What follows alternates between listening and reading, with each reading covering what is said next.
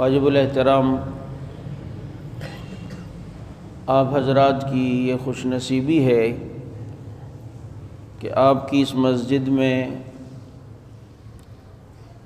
حضرت مولانا تاج محمد حنفی صاحب دامت برکاتہم العالیہ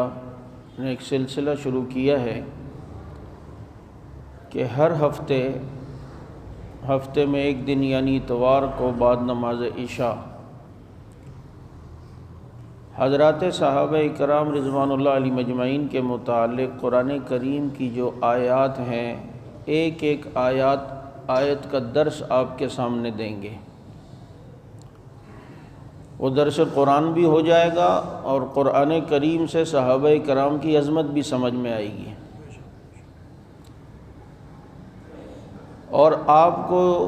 یہ بتایا جائے گا کہ صحابہ کو پرکھنے کا آلہ اور پیمانہ تاریخ نہیں ہے بلکہ قرآن ہے۔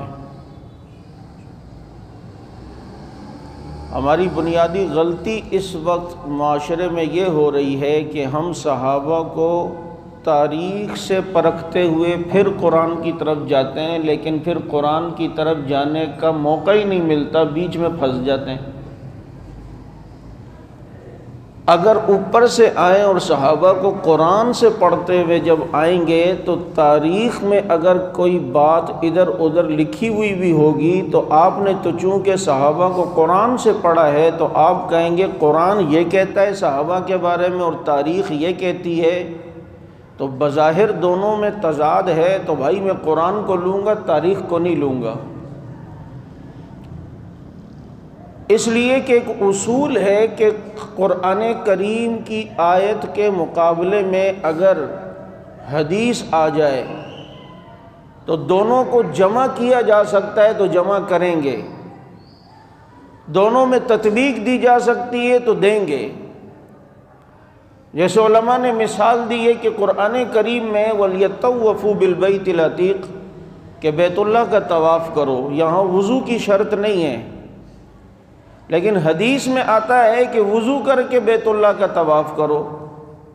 تو اب دونوں کو ملا کیسے سکتے ہیں؟ وضو کر کے طواف کر لو تو قرآن پر بھی عمل ہو جائے گا، حدیث میں بھی عمل ہو جائے گا۔ لیکن اگر قرآن اور حدیث بظاہر آپس میں ٹکراتی اور ملا نہیں سکتے، تطبیق نہیں ہو سکتی، تو یہ مسلمہ اصول ہے کہ حدیث کو پھر چھوڑ دیں گے، ہم یہی کہیں گے راویوں نے گڑبڑ کی ہے، حدیث موضوع ہے، لوگوں کی بنائی ہوئی ہے، اس لیے قرآن کو لیں گے اور حدیث کو چھوڑیں گے، جبکہ دونوں کو ملایا نہیں جا سکتا۔ تو اتنی بات لوگوں کی عقل میں نہیں آ رہی کہ جب قرآن کے مقابلے میں حدیث آ جائے اور ملا نہیں سکتے تو حدیث کو چھوڑیں گے، قرآن کو لیں گے۔ اگر قرآن کے مقابلے میں تاریخ آ جائے تو پھر مجھے بتائیں ملا سکتے ہیں تو ملائیں، اگر نہیں ملا سکتے تو قرآن کو لیں گے، تاریخ کو تو بدرجہ اولا چھوڑیں گے۔ آج غلطی یہ ہو رہی ہے کہ ہم نے صحابہ کو قرآن کریم سے نہیں سمجھا۔ آپ کو میں یہاں 3 ڈبے دوں اور لوہے کے کچھ ٹکڑے دوں اور میں کہوں یار جاؤ اس کو تلوا کے لاؤ، یہ ذرا کتنے کلو ہے، ذرا قیمت پتہ کر کے آؤ، آپ وہ 3 ڈبے اٹھائیں تھیلے میں اور بورے میں اور لے کر جائیں کہاں پر؟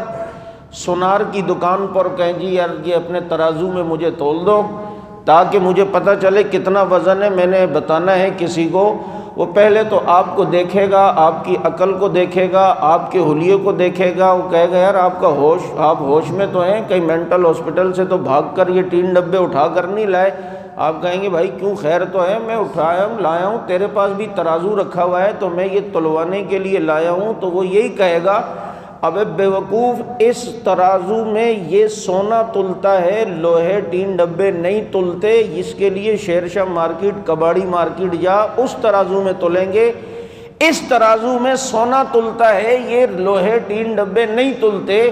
اس کا پیمانہ الگ ہے، اس کا پیمانہ الگ ہے، ترازو کے اندر تلتی دونوں چیزیں ہیں، لیکن سونے کے تولنے کا ترازو الگ ہے، 3 ڈبوں کا ترازو الگ ہے۔ یوں ہی سن لو، سمجھ لو، عام انسان کو پرکھنا ہو تو تاریخ کے ترازو میں رکھ کے پرکھ سکتے ہو، لیکن صحابہ کو تولنا ہو تو تاریخ کے ترازو میں نہیں، قرآن کے ترازو میں تولنا پڑے گا۔